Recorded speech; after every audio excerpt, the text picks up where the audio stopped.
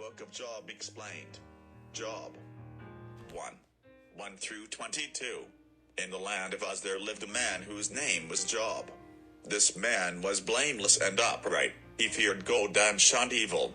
He had 7 sons and 3 daughters, and he owned 7,000 sheep, 3,000 camels, 500 yoke of oxen and 500 donkeys, and had a large number of servants.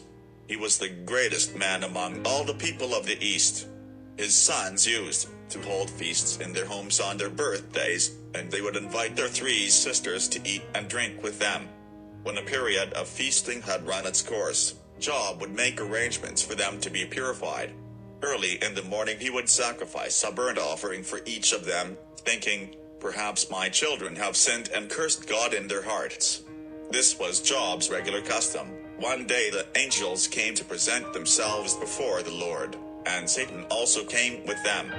The Lord said to Satan, "Where have you come from?" Satan answered the Lord, "From roaming throughout the earth, going back and forth on it." Then the Lord said to Satan, "Have you considered my servant Job? There is no one on earth like him. He is blameless and upright, a man who fears God and shuns evil. Does Job fear God for nothing?" Satan replied, "Have you not put a hedge around him and his household and everything he has? You have blessed the work of his hands, so that his flocks and herds are spread throughout the land. But now stretch out your hand and strike everything he has, and he will surely curse you to your face." The Lord said to Satan, "Very well, then, everything he has is in your power, but on the man himself do not lay a finger." Then Satan went out from the presence of the Lord. One day when Job's sons and daughters were feasting and drinking wine at the oldest brother's house, a messenger came to Job and said, "The oxen were plowing and the donkeys were grazing nearby, and the Sabines attacked and made off with them. They put the servants to the sword, and I am the only one who has escaped to tell you."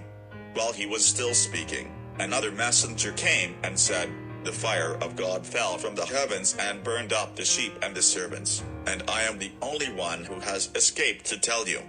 While he was still speaking, another messenger came and said, "The Chaldeans formed 3 raiding parties and swept down on your camels and made off with them. They put the servants to the sword, and I am the only one who has escaped to tell you." While he was still speaking, yet another messenger came and said, "Your sons and daughters were feasting and drinking wine at the oldest brother's house, when suddenly a mighty wind swept in from the desert and struck the 4 corners of the house. It collapsed on them and they are dead, and I am the only one who has escaped to tell you." At this, Job got up and tore his robe and shaved his head. Then he fell to the ground in worship 21 and said, "Naked I came from my mother's womb, and naked I will depart. The Lord gave and the Lord has taken away. May the name of the Lord be praised." In all this, Job did not sin by charging God with wrongdoing.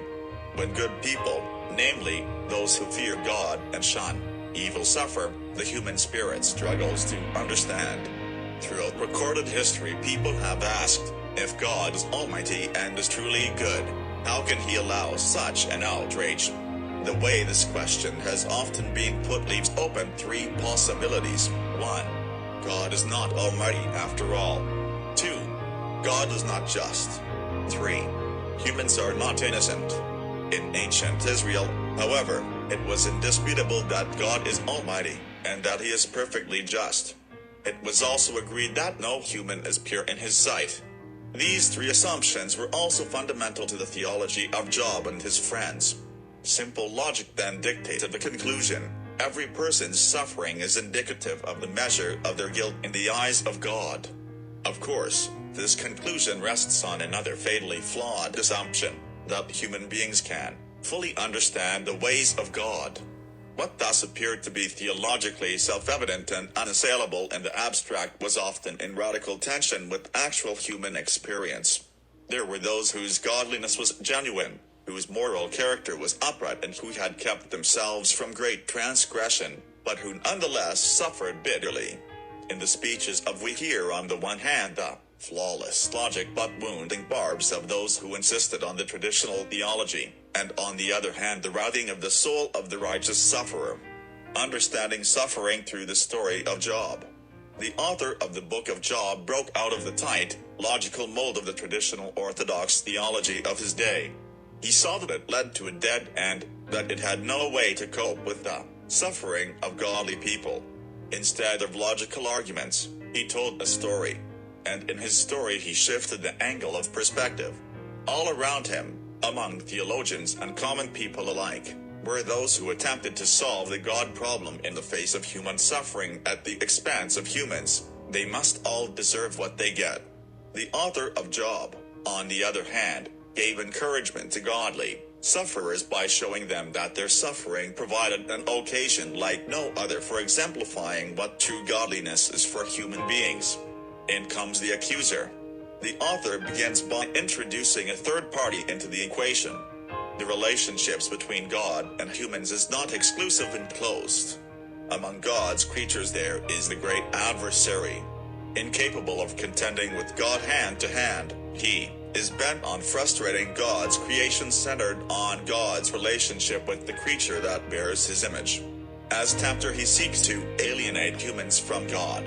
As accuser, Satan means accuser or adversary. He seeks to alienate God from humans.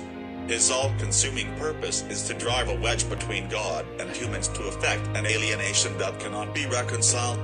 When God mentions Job to the accuser and testifies to his righteousness, Satan attempts with one crafty thrust both to assail God's beloved and to show up God as a fool. The accuser boldly charges that the righteousness of Job in which God expresses such delight is actually self-serving, asserting that he is righteous only because it pays. If God will only let Satan tempt Job by breaking the link between righteousness and blessing, he will expose this man and all righteous people as the frauds they really are. The adversary is sure he has found an opening to accomplish his purpose in the very structure of creation. Humans are totally dependent on God for their lives and well-being. That fact can occasion one of humankind's greatest temptations, to love the gifts rather than the giver, to try to please God merely for the sake of his benefits, to be religious and good only because it pays. If he is right, if the godliness of the righteous can be shown to be evil, then a chasm of alienation stands between God and human beings that cannot be bridged. Then even the godliest among them would be shown to be ungodly. God's whole enterprise in creation and redemption would be shown to be radically flawed, and God can only sweep it all away in awful judgment. The accusation, once raised, cannot be ignored. It strikes too deeply into the very structure of creation. So God lets the adversary have his way with Job within specified limits. From this comes Job's profound anguish, robbed as he is of every sign of God's favor, so that God becomes for him the great enigma. And his righteousness is also assailed on earth through the logic of the traditional theology of his friends. Alone, he agonizes. But he knows in the depths of his heart that his godliness has been authentic and that someday he will be vindicated. And in spite of all, though he may curse the day of his birth and chide God for treating him unjustly, he will not curse God as his wife proposed and as Satan claimed he would. Job's response. So the adversary is silenced, and God's delight in the godly is vindicated. Robbed of every sign of God's favor, Job refuses to repudiate his maker. Godly Job, dependent creature that he is, passes the supreme test occasioned by his creaturely condition and the adversary's accusation. This first test of Job's godliness inescapably involves a second that challenges his godliness at a level no less depth than the first.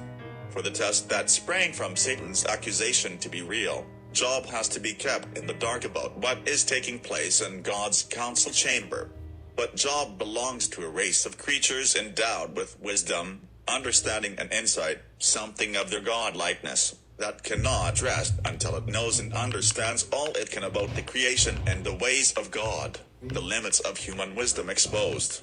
Job's friends confidently assume that the logic of their theology can account for all of God's ways.